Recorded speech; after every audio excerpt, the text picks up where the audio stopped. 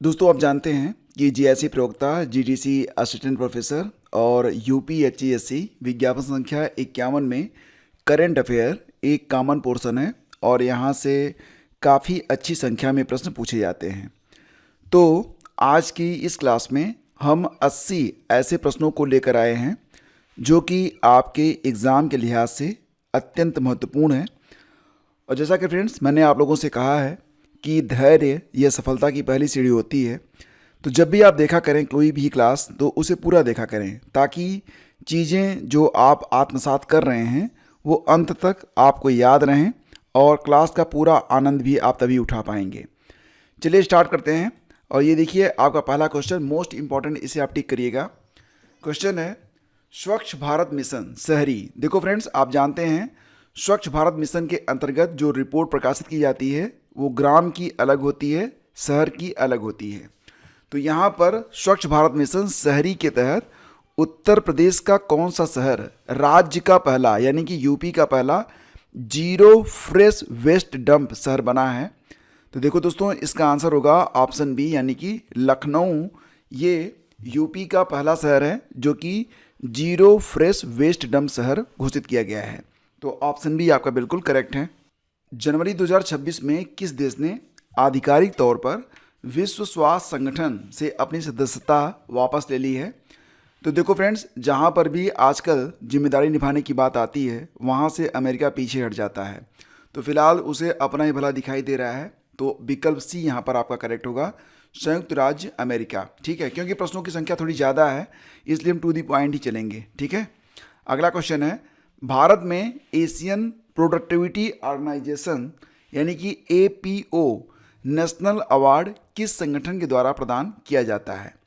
तो इसका आंसर बताइए। जी हाँ दोस्तों, यहाँ पर आपने बिल्कुल सही गेस किया है, नेशनल प्रोडक्टिविटी काउंसिल के द्वारा यह अवार्ड प्रदान किया जाता है। विकल्प बी आपका यहाँ पर करेक्ट है। अगला क्वेश्चन है जनवरी 2026 में कैबिनेट ने एमएसएमई ऋण विस्तार के लिए किस संस्थान में 5,000 करोड़ के इक्विटी निवेश को मंजूरी प्रदान की है? तो इसका सही आंसर होगा दोस्तों SIDBI यानी कि सिडबी। विकल्प सी आपका करेक्ट है। और सिडबी का फुल फॉर्म भी कई बार एग्जाम में पूछा गया है, small industries development bank of India यानी कि सिडबी। आपको ये भी पता है कि इसका जो मुख्यालय है, हेडक्वार्टर, ये मिलेगा आपको यूपी के लखनऊ में और इसकी स्थापना होती है 2 अप्रैल 1990 में। ठीक है, और वर्तमान में इसके जो प्रेसिडेंट हैं यानी कि चेयरमैन है, कौन है? मनोज मित्तल। याद रखिएगा, सिडबी के चेयरमैन वर्तमान में मनोज मित्तल हैं। अगला क्वेश्चन है कि IPL 2026 के लिए किस आर्टिफिशियल इंटेलिजेंस प्लेटफॉर्म ने BCCI के साथ 270 करोड़ रुपए का प्रयोजन यानी कि स्पॉन्सरशिप समझौता तय किया है?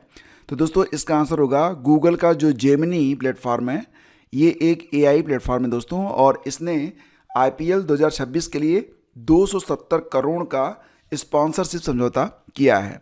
आपका अगला क्वेश्चन है 23 जनवरी 2026 को पराक्रम दिवस के अवसर पर, आपको पता है पराक्रम दिवस ये नेताजी सुभाष चंद्र बोस की जयंती होती है और 23 जनवरी 2026 को इसी अवसर पर राष्ट्रपति द्रौपदी मुर्मू ने राष्ट्रपति भवन में ग्रंथ कुटीर का उद्घाटन किया। अब प्रश्न है कि इसमें कितनी शास्त्रीय भारतीय भाषाओं का प्रतिनिधित्व है? तो सही आंसर इसका दोस्तों ऑप्शन सी यानी कि 11।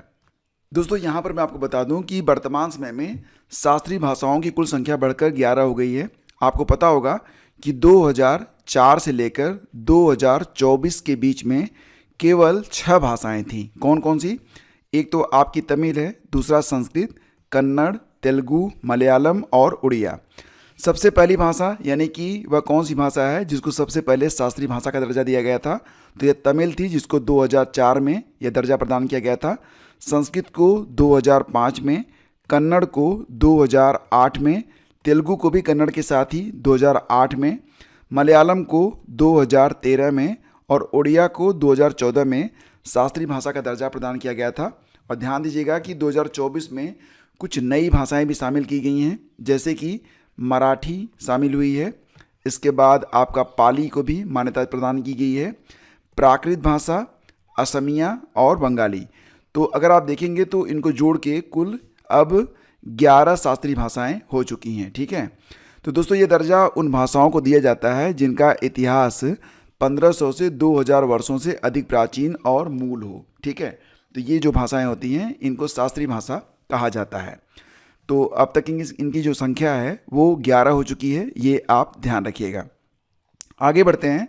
जनवरी 2026 को किस देश ने आधिकारिक तौर पर यूरो को अपनी राष्ट्रीय मुद्रा के रूप में अपनाया और यूरो जोन का 21वां सदस्य बन गया है? दोस्तों इसका आंसर होगा ऑप्शन बी यानी कि बुल्गारिया। दोस्तों यहाँ पर एक शब्द आ रहा है यूरो जोन। तो यूरो जोन क्या होता है, इसको जो है लिखते हैं कैसे, तो EUROZONE, ये होता है आपका यूरो जोन। तो आपको यूरोपियन यूनियन के बारे में पता होगा। ठीक है, तो यूरो जोन यूरोपीय संघ यानी कि EU के उन सदस्य देशों का एक समूह है जिन्होंने यूरो का जो प्रतीक चिन्ह होता है ये होता है। ठीक है, और डॉलर का आपको पता ही है। तो कह रहे हैं कि ये जो यूरो होता है इसको अपनी आधिकारिक मुद्रा के रूप में अपनाया है। यह क्षेत्र दुनिया की सबसे बड़ी आर्थिक इकाइयों में से एक है जिसे 1999 में स्थापित किया गया था। तो यूरो जोन की स्थापना कब होती है? 1999 में। इसको आप याद रखेंगे। ठीक है, अगला क्वेश्चन है, हाल ही में गोकुल जलाशय और उदयपुर झील को रामसर साइट घोषित किया गया, ये किस राज्य में स्थित है? तो दोस्तों जो गोकुल जलाशय और उदयपुर झील है ये मिलेगा आपको बिहार में। विकल्प ए आपका करेक्ट है। और आपको ये भी पता है 2 नए सेंचुरीज हैं जिनको रामसर साइट घोषित किया गया है। तो देखा जाए तो अब भारत में टिल नाउ अब तक कुल 98 रामसर साइट्स जो हैं डिक्लेयर की जा चुकी हैं। ठीक है, और ये जो 98 रामसर साइट्स हैं देखा जाए तो इनका जो क्षेत्रफल है यह 13 लाख हेक्टेयर से अधिक क्षेत्रों में फैले हुए हैं। सबसे जो लेटेस्ट रामसर साइट घोषित की गई है तो उसके बारे में बात करें तो दोस्तों ध्यान देना कि जो पटना बर्ड सेंचुरी है, पटना बर्ड सेंचुरी, ये मिलेगा आपको उत्तर प्रदेश में, और गुजरात से छारी ढांड। तो 2 नई साइटें हैं जो कि रामसर स्थल के रूप में घोषित की गई हैं। और अब भारत में रामसर जो स्थल है उनकी संख्या कितनी हो गई है? 98 हो गई है। इसको आप याद रखेंगे। और आपको ये भी पता है कि विश्व आर्द्र भूमि दिवस यानी कि वर्ल्ड वेटलैंड डे ये प्रतिवर्ष 2 फरवरी को मनाया जाता है। और इस वर्ष की जो थीम दोस्तों है इस साल की wetland and traditional knowledge celebrating cultural heritage, ये 2026 की थीम है। इसको आप याद रखेंगे। ठीक है ना, चलिए आगे बढ़ते हैं। वर्ष 2026 के गणतंत्र दिवस परेड यानी कि 26 जनवरी में मुख्य अतिथि के रूप में कौन शामिल हुए? तो दोस्तों यहाँ पर जो विकल्प दिए गए हैं इसमें आपका विकल्प बी बिल्कुल करेक्ट है। दोस्तों 26 जनवरी 2026 ये भारत का 77 नंबर का गणतंत्र दिवस था। और इस समारोह में यूरोपीय आयोग की अध्यक्ष उर्सुला वान डेर लेयन और यूरोपीय परिषद के अध्यक्ष एंटोनियो कोस्टा मुख्य अतिथि के रूप में शामिल हुए। यह पहली बार था जब यूरोपीय संघ के शीर्ष नेतृत्व को मुख्य अतिथि के रूप में आमंत्रित किया गया। तो काफ़ी ऐतिहासिक यह पॉइंट है और एग्जाम के लिए इम्पोर्टेंट भी।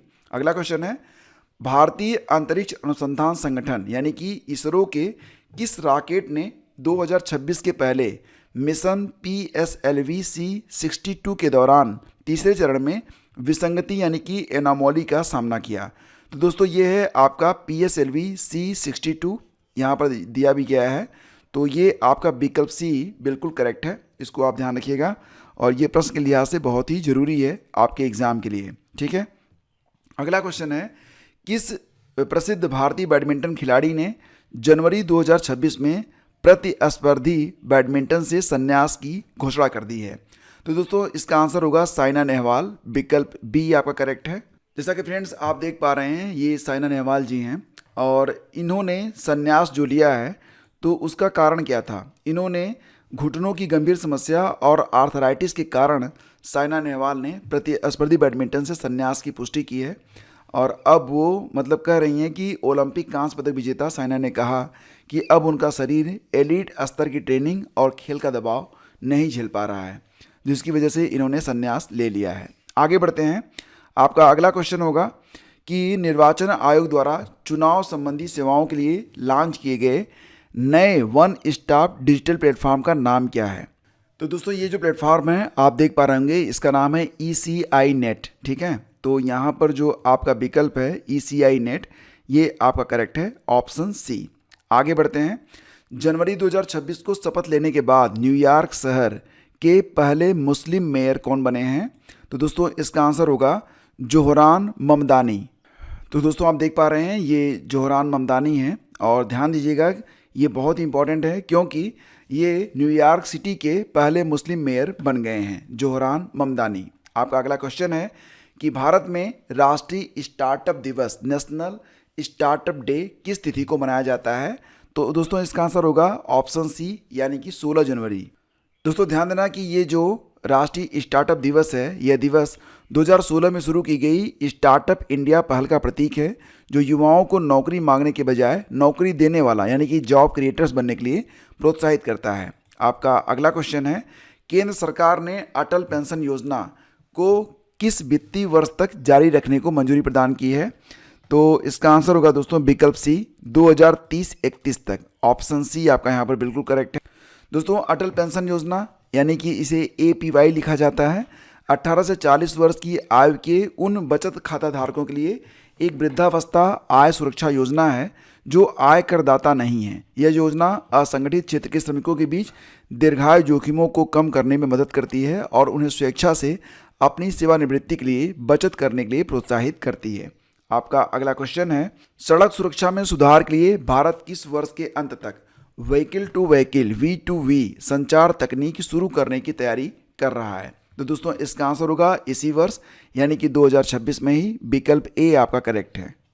दोस्तों ये जो V2V है, वाहन से वाहन संचार, एक वायरलेस तकनीक है जो वाहनों को गति, स्थिति, ब्रेकिंग और दिशा जैसे वास्तविक समय के डेटा का सीधे आदान प्रदान करने की अनुमति देती है, जिससे सड़क सुरक्षा में सुधार होता है और दुर्घटनाओं को रोका जा सकता है। इंटेलिजेंट ट्रांसपोर्ट सिस्टम, यानी कि ITS के एक भाग के रूप में काम करते हुए V2V 360 डिग्री जागरूकता प्रदान करता है, जिससे चालकों को खतरे के जो लक्षण हैं वो पहले से दिखाई देने लगते हैं, चेतावनी मिल जाती है। भारत में 2026 के अंत तक इसे देशव्यापी स्तर पर लागू करने की योजना बनाई गई है। तो विकल्प ए आपका करेक्ट है। दोस्तों अगला क्वेश्चन है कि किस राज्य ने हाल ही में जम्मा बाने भूमि रिकॉर्ड को आधुनिक बनाने के लिए अपने भूमि राजस्व कानून में संशोधन किया है? तो इसका उत्तर होगा विकल्प सी, यानी कि कर्नाटक। तो कर्नाटक के कोडगु, यानी कि कुर्ग जिले में जम्मा बाने 17वीं और 19वीं शताब्दी के बीच राजाओं और अंग्रेजों द्वारा सैन्य सेवा के बदले प्रदान की गई विशिष्ट वंशानुगत भूमि है। यह मुख्य रूप से धान के खेत और वन भूमि है, जो अब काफ़ी बागान के रूप में बदल चुके हैं। तो इन जमीनों के रिकॉर्ड को दुरुस्त करने के लिए सरकार ने 2025 में एक संशोधन किया है, क्योंकि रिकॉर्ड में पुराने पट्टेदार का नाम होने से म्यूटेशन में दिक्कत होती थी। तो यहाँ पर जो आपका उत्तर है ये विकल्प सी होगा। आपका अगला क्वेश्चन है, जनवरी 2026 में संपन्न उत्तराखंड AI इम्पैक्ट समिट 2025 में किस वर्ष के इंडिया AI इम्पैक्ट समिट की रूपरेखा तैयार की गई है? तो इसका उत्तर होगा दोस्तों विकल्प बी, यानी कि 2026 के लिए। विकल्प बी आपका यहाँ पर करेक्ट है। अगला क्वेश्चन है, नीति आयोग के निर्यात तैयारी सूचकांक 2024 में किस राज्य को समग्र रूप से लैंडलॉक्ड श्रेणी में शीर्ष स्थान मिला है? तो दोस्तों इसका आंसर होगा उत्तर प्रदेश। ठीक है, विकल्प सी करेक्ट है। अगला क्वेश्चन है, हाल ही में नासा से 27 साल के करियर के बाद सेवानिवृत्त होने वाली भारतीय मूल की अंतरिक्ष यात्री बन गई हैं कौन? तो दोस्तों इसका आंसर होगा सुनीता विलियम्स। विकल्प बी करेक्ट है। दोस्तों ये सुनीता विलियम्स ने 27 दिसंबर 2025 को अपना रिटायरमेंट लिया है। 27 दिसंबर 2025 को उन्होंने अंतरिक्ष में 608 दिन बिताए, जो एक महिला अंतरिक्ष यात्री द्वारा दूसरा सबसे लंबा समय है। उन्होंने 9 स्पेस वॉक किए, यानी कि 62 घंटे से अधिक का रिकॉर्ड भी बनाया है। तो इसका सही जवाब ऑप्शन बी होगा। आगे बढ़ते हैं, दूरसंचार पेंशन भोगियों को डिजिटल सेवाएं देने के लिए संपन्न, यानी कि ये जो SAMPANN संपन्न पोर्टल है, तो संपन्न पोर्टल को किस सरकारी ऐप के साथ एकीकृत किया गया है? तो इसका आंसर होगा विकल्प बी, यानी कि उमंग ऐप। विकल्प बी आपका करेक्ट है। अगला क्वेश्चन है, जनवरी 2026 में ओडिशा और किस राज्य ने अर्ली चाइल्डहुड केयर और एजुकेशन को मजबूत करने के लिए समझौता ज्ञापन पर हस्ताक्षर किए हैं? तो ओडिशा और कौन सा राज्य है जिन्होंने अर्ली चाइल्डहुड केयर और एजुकेशन को मजबूत करने के लिए आपस में समझौता किया है? दोस्तों इसका आंसर क्या होगा? तो विकल्प में आपका बिहार है, मेघालय है, असम और त्रिपुरा है। सही आंसर होगा इसका मेघालय। ये जरूर याद रखिएगा कि ओडिशा और मेघालय राज्य ने अर्ली चाइल्डहुड केयर और एजुकेशन को मजबूत करने के लिए आपस में एक समझौता किया हुआ है। आपका अगला क्वेश्चन है, राष्ट्रीय बालिका दिवस 2026 किस तिथि को मनाया गया? इसका आंसर होगा विकल्प सी 24 जनवरी को। और 2026 में दोस्तों इसकी थीम क्या रही है? थीम रही है बालिका के अधिकारों, गरिमा, शिक्षा और सशक्तिकरण को बढ़ावा देना, जिसका मुख्य उद्देश्य बेटियों को समान अवसर और सम्मान सुनिश्चित करना है। ये 2026 का जो विशेष फोकस है वो शिक्षा, स्वास्थ्य, कौशल विकास और एक सुरक्षित समाज प्रदान करने पर है। आपका अगला क्वेश्चन है, उत्तराखंड सरकार ने राज्य में पर्यटन को बढ़ावा देने के लिए होटल टैरिफ पर जीएसटी को 12% से घटाकर 5% किया है। यह रिवायत अधिकतम कितने रुपए के टैरिफ पर लागू है? तो दोस्तों अधिकतम 7500 रुपये, यानी कि विकल्प बी आपका यहाँ पर सही है। अगला क्वेश्चन है, उत्तराखंड के किस स्थान पर दालचीनी घाटी सिनामोन वैली विकसित की जा रही है?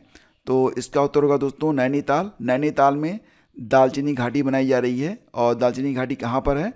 तो उत्तराखंड में स्थापित की जा रही है। विकल्प सी आपका करेक्ट है। अगला क्वेश्चन है, जनवरी 2026 में उत्तराखंड के किस जिले में शारदा कॉरिडोर परियोजना के तहत बुनियादी ढांचे के विकास पर विशेष जोर दिया गया है? तो दोस्तों इसका उत्तर होगा पिथौरागढ़, चंपावत, ऊधम सिंह नगर और उत्तरकाशी में ऑप्शन बी यानी कि चंपावत आपका बिल्कुल सही है। नेक्स्ट क्वेश्चन है, Pinaka long range guided rocket यानी कि LRGR-120 जिसका परीक्षण ओडिशा में किया गया, इसकी मारक क्षमता कितनी है? तो दोस्तों Pinaka long range guided rocket जो है, जिसको आप LRGR-120 के नाम से जानते हैं, इसकी जो मारक क्षमता है ये 90 किलोमीटर है। ऑप्शन बी यहाँ पर करेक्ट है। संयुक्त राष्ट्र की हालिया रिपोर्ट के अनुसार वर्तमान वित्तीय वर्ष के लिए भारत की अनुमानित GDP विकास दर क्या है? तो दोस्तों इसका आंसर होगा 7.4%, यानी कि विकल्प सी आपका यहाँ पर करेक्ट है। अगला क्वेश्चन है, डिजिटल उत्तराखंड ऐप का मुख्य उद्देश्य क्या है? तो देखो फ्रेंड्स, यहाँ पर जो भी विकल्प दिए गए हैं उसमें सही ऑप्शन विकल्प बी है। डिजिटल उत्तराखंड ऐप का मुख्य उद्देश्य है सरकारी सेवाओं तक नागरिकों की एकीकृत पहुंच। तो विकल्प बी आपका करेक्ट है। अगला क्वेश्चन, उत्तराखंड के विजन 2030 के अनुसार MSME क्षेत्र में रोजगार को 2.58 लाख से बढ़ाकर कितना करने का लक्ष्य रखा गया है? दोस्तों इसका आंसर होगा 8.5 लाख, यानी कि विकल्प सी करेक्ट है। अगला क्वेश्चन है, DRDO ने हाल ही में man portable anti tank guided missile यानी कि MPATGM का सफल परीक्षण किस राज्य में किया है? दोस्तों DRDO का फुल फॉर्म ही कई बार एग्जाम में पूछा जाता है, तो इसका फुल फॉर्म क्या होगा? Defence research and development organisation, ठीक है। और इसकी स्थापना कब हुई थी? 1 जनवरी 1958 को, ठीक है। 1 जनवरी 1958 को इसकी स्थापना हुई थी। और वर्तमान में DRDO के अध्यक्ष कौन हैं? डॉक्टर समीर वी कामत, ठीक है, याद रखिएगा। वर्तमान में DRDO के अध्यक्ष कौन हैं? डॉक्टर समीर वी कामत, ठीक है। तो इतनी चीज़ें आप याद रखिएगा। और DRDO के द्वारा man portable anti tank guided missile यानी कि MPATGM का सफल परीक्षण किस राज्य में किया गया? तो सही आंसर होगा ऑप्शन सी महाराष्ट्र में, ठीक है। अगला क्वेश्चन है कि यमन के नए प्रधानमंत्री के रूप में जनवरी 2026 में किसे नियुक्त किया गया है? इसका उत्तर होगा साया मोहसिन जिंदा ने। विकल्प बी करेक्ट है। और जो नई नियुक्तियां होती हैं वो अक्सर एग्जाम में पूछी जाती हैं, तो इनको आपको याद रखना पड़ेगा। अगला क्वेश्चन है, पर्यटन मंत्रालय द्वारा आयोजित भारत पर्व 2026 का आयोजन 26 जनवरी से कहां पर शुरू किया गया? दोस्तों इसका आंसर होगा लाल किला में। विकल्प बी करेक्ट है। अगला क्वेश्चन है, सोनप्रयाग गौरीकुंड केदारनाथ रोपवे परियोजना की कुल लंबाई कितनी है? तो दोस्तों सोनप्रयाग गौरीकुंड केदारनाथ रोपवे परियोजना की कुल लंबाई है 13 किलोमीटर। अगला क्वेश्चन है कि उत्तराखंड की झांकी विकसित उत्तराखंड ने 2026 की गणतंत्र दिवस परेड में किस मुख्य तत्व को प्रदर्शित किया? इसका आंसर होगा 4 धाम, कनेक्टिविटी और सांस्कृतिक विकास, यानी कि विकल्प बी करेक्ट है। अगला क्वेश्चन है कि यूनेस्को के world network of biosphere reserve में शामिल किया गया cold desert biosphere reserve Bharat के किस राज्य में स्थित है? इसका आंसर होगा दोस्तों हिमाचल प्रदेश में। ऑप्शन सी सही है। अगला क्वेश्चन, उत्तराखंड में पुदीना घाटी यानी कि मिंट वैली कहाँ पर स्थापित की जा रही है?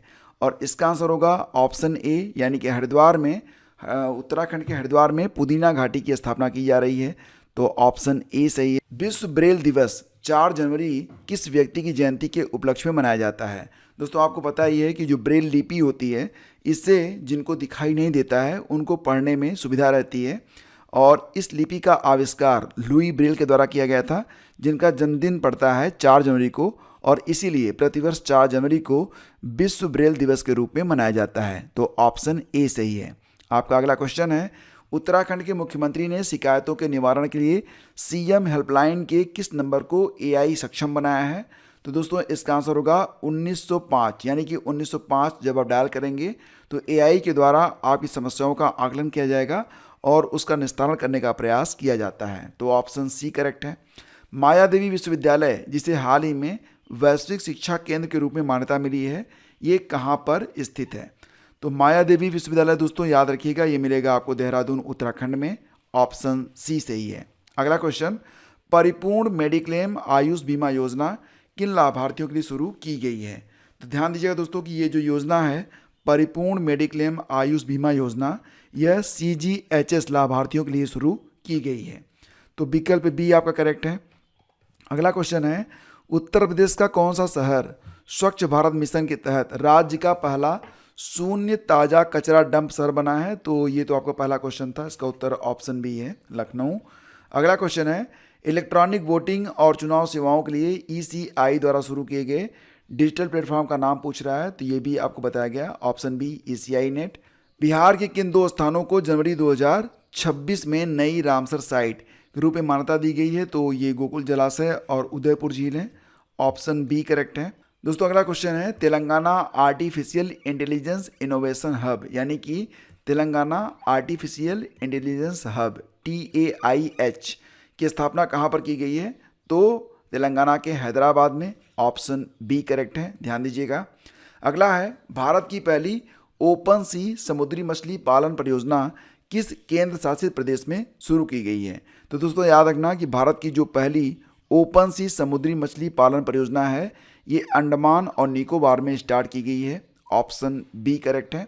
अगला क्वेश्चन है, हरियाणा के किस शहर में अटल टेक्सटाइल्स रिसाइकलिंग केंद्र का उद्घाटन किया गया है? तो यहाँ पर दिया गया है कि हरियाणा के शहर में अटल टेक्सटाइल रिसाइकलिंग केंद्र खोला गया है, तो ये शहर है आपका पानीपत, ऑप्शन सी करेक्ट है। अगला क्वेश्चन है, बिहार के किस जिले में artificial intelligence AI centre of excellence स्थापित करने की घोषणा की गई है? तो बिहार के किस जिले में दोस्तों artificial intelligence centre of excellence की स्थापना होगी? सही आंसर होगा इसका बिहार की राजधानी पटना में, ऑप्शन सी सही है। अगला क्वेश्चन है, महाराष्ट्र के किस टाइगर रिजर्व को बाघों के स्थानांतरण के लिए मंजूरी प्रदान की गई है? तो महाराष्ट्र का वह कौन सा टाइगर रिजर्व है जहां पर बाघों के ट्रांसलोकेशन के लिए मंजूरी मिली है? तो यह है दोस्तों आपका सह्याद्री, यानी कि ऑप्शन सी करेक्ट होगा।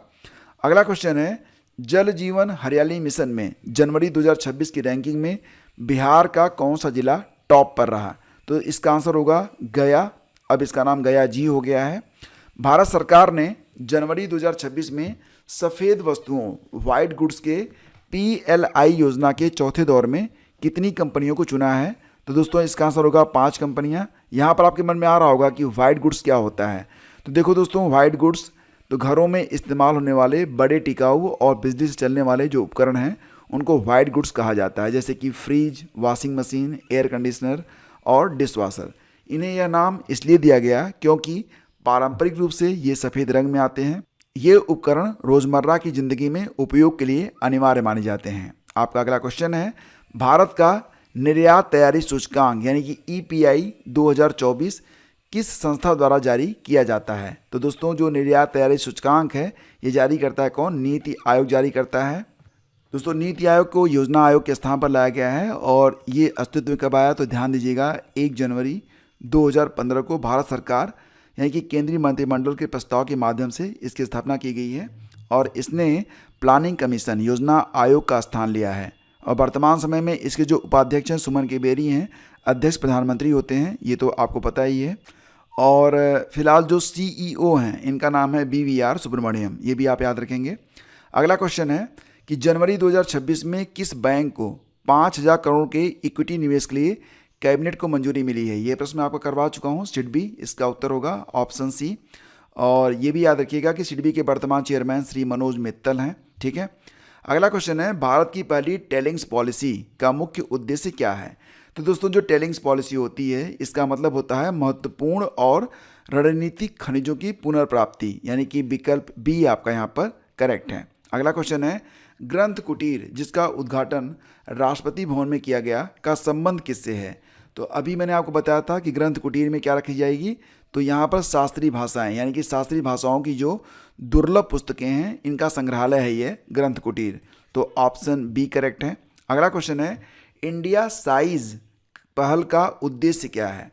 तो दोस्तों जो इंडिया साइज पहल है इसका मुख्य उद्देश्य है भारतीय परिधानों के लिए शरीर के माप का मानकीकरण। ऑप्शन बी सही है। अगला क्वेश्चन है, जनवरी 2026 में किस संस्थान ने समावेशी शिक्षा शिखर सम्मेलन 2026 का आयोजन किया है? तो दोस्तों जनवरी 2026 में किस संस्थान ने समावेशी शिक्षा शिखर सम्मेलन 2026 का आयोजन किया?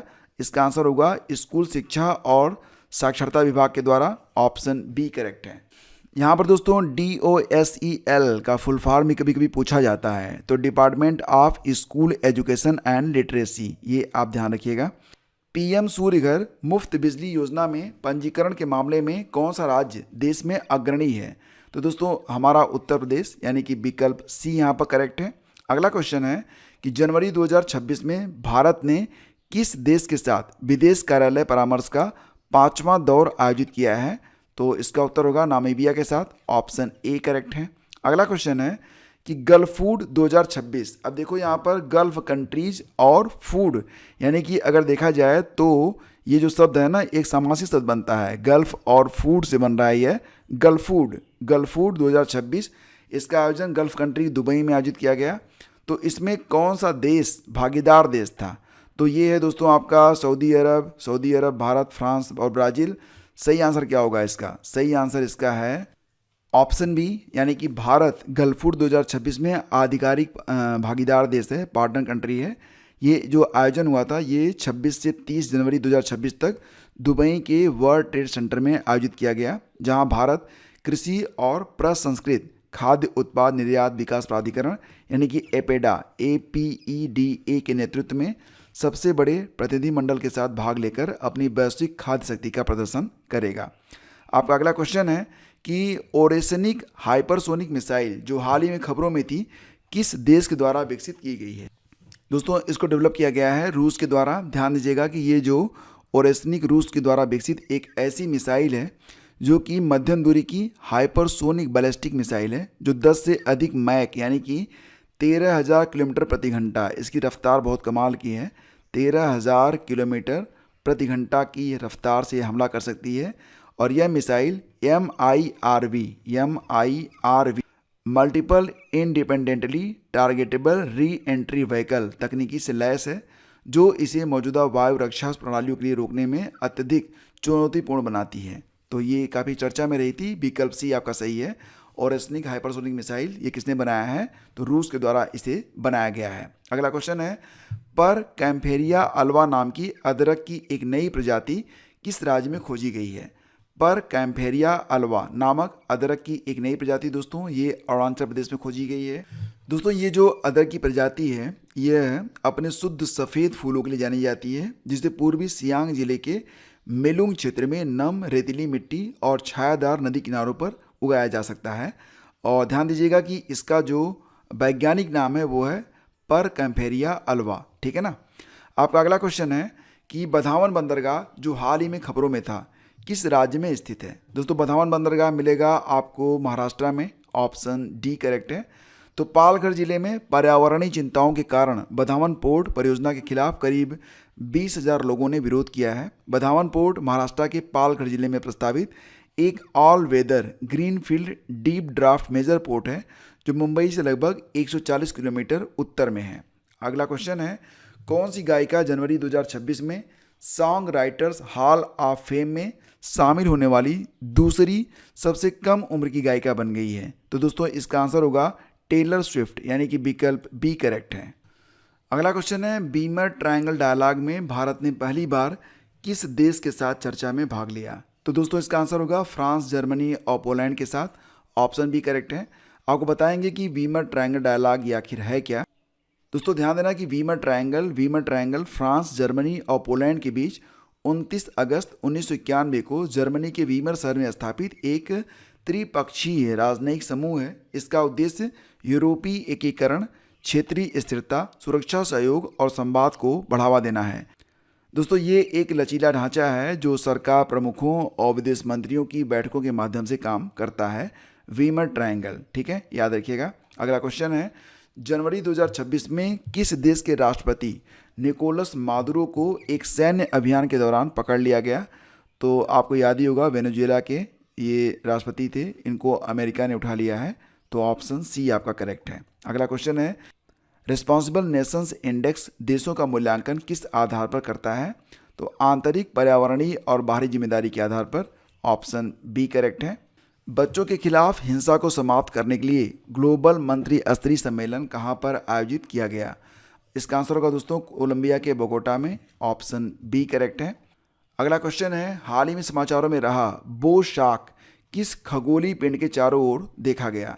दोस्तों ये एक व्हाइट ड्वार्फ स्टार था, सफ़ेद बौना तारा, यानी कि विकल्प बी करेक्ट है। आपको बताएंगे बो शार्क के बारे में। तो जनवरी 2026 में ये काफ़ी चर्चा में रहा था। बो शार्क एक अत्यधिक चुंबकीय सफ़ेद बौने तारे यानी कि व्हाइट ड्वार्फ, इसका नाम इस प्रकार से है RxJ 0528+2838 के चारों ओर देखा गया। यूरोपीय सदर्न ऑब्जर्वेटरी के वेरी लार्ज टेलीस्कोप VLT का उपयोग करके खगोलविदों ने इस मृत तारे के आसपास एक दुर्लभ इंद्रधनुष के रंग जैसी और रहस्यमय ऊर्जा की लहर का पता लगाया है जो वैज्ञानिक समझ को चुनौती देती है, यानी कि चीज़ अभी तक क्लियर नहीं हो पा रही है। अगला क्वेश्चन है, कैंडिडा ऑरिस क्या है जिसे हाल ही में वैश्विक स्वास्थ्य के लिए एक खतरा घोषित किया गया है। तो दोस्तों ये जो कैंडिडा ऑरिस है ये एक दवा प्रौद्योगिकी कवक है, यानी कि ऑप्शन बी आपका यहाँ पर करेक्ट है। ध्यान दीजिएगा, कैंडिडा ऑरिस एक उभरती हुई बहुदवा प्रतिरोधी ईस्ट है जो वैश्विक स्वास्थ्य के लिए खतरा है। कैंडिडा ऑरिस अस्पताल में भर्ती मरीजों और दीर्घकालिक देखभाल सुविधाओं में वेंटिलेटर सहायता की आवश्यकता वाले व्यक्तियों में गंभीर बीमारी का कारण बनती है। अगला क्वेश्चन, हाल के एक अध्ययन के अनुसार असम के वनों में किस कीट समूह को पोषक पौधों के अत्यधिक दोहन के कारण खतरा हो रहा है। तो दोस्तों यहाँ पर तितलियों की एक प्रजाति है जिसे जो असम के जंगलों में पाई जाती हैं और वहाँ पर क्योंकि बहुत अधिक संख्या में पेड़ काटे जा रहे हैं तो इनकी पूरी प्रजाति जो है खतरे में आ गई है। नाम है स्वालोटेल तितलियाँ, ठीक है, स्वालोटेल तितलियाँ। अगला क्वेश्चन है, दिल्ली में हाल ही में graded response action plan GRAP किस संगठन ने लागू किया। तो वायु गुणवत्ता प्रबंधन आयोग यानी कि CAQM के द्वारा। ऑप्शन बी करेक्ट है। अगला क्वेश्चन है कि जनवरी 2026 में भारत के 92वें शतरंज ग्रैंड मास्टर कौन बने हैं। शतरंज ग्रैंड मास्टर दोस्तों ये बन गए हैं Aryan Vasudev. Option C correct है। और पंडोह बांध जो हाल ही में खबरों में था किस नदी पर है। तो दोस्तों पंडोह बांध मिलेगा आपको ब्यास नदी पर। ध्यान दीजिएगा, हिमाचल प्रदेश के मंडी जिले में ब्यास नदी पर स्थित पंडोह बांध मुख्यतः अपनी 990 मेगावाट की जल विद्युत क्षमता और व्यास सतलज लिंक परियोजना के तहत पानी को मोड़ने के लिए चर्चा में रहता है। यह बांध ब्यास के पानी को टनल के माध्यम से सतलुज नदी में भेजता है। इसके अलावा बांध द्वारा निर्मित कृत्रिम झील और सुंदर दृश्य इसे एक प्रमुख पर्यटन स्थल भी बनाते हैं। अगला क्वेश्चन है, खनन के संदर्भ में टेलिंग्स क्या होती है। तो दोस्तों टेलिंग्स ये खनन किए गए अयस्क की प्रोसेसिंग से बचा हुआ पदार्थ होता है, इसे कहते हैं टेलिंग्स, ठीक है ना। अगला क्वेश्चन है, चंबल के बाद कौन सी नदी है जो सबसे ज़्यादा घड़ियाल समझ रहे हैं ना। देखो मगरमच्छ और घड़ियाल में अंतर होता है। घड़ियाल कम खतरनाक होते हैं, मछली खाकर जीवित रहते हैं। तो सबसे अधिक जो घड़ियाल हैं दोस्तों ये मिलेंगे चंबल के बाद किस नदी में। तो गंडक नदी में। ऑप्शन बी करेक्ट है, ध्यान दीजिएगा। अगला क्वेश्चन है और ये अंतिम प्रश्न होगा कि किस सरकारी विभाग को अपनी अन्न चक्र पहल के लिए 2026 फ्रांज एडलमैन पुरस्कार के लिए फाइनलिस्ट नामित किया गया है। तो दोस्तों ये है आपका खाद्य और सार्वजनिक वितरण विभाग। ऑप्शन बी आपका यहाँ पर करेक्ट है।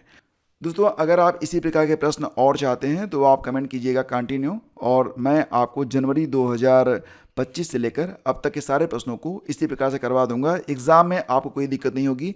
PDF आपको पेड ग्रुप में भेज दी जाएगी। और जो लोग अभी ग्रुप ज्वाइन नहीं किए हैं, अगर ग्रुप ज्वाइन करना चाहते हैं तो जाकर डिस्क्रिप्शन चेक कर सकते हैं। Thank you, have a great day, जय हिंद।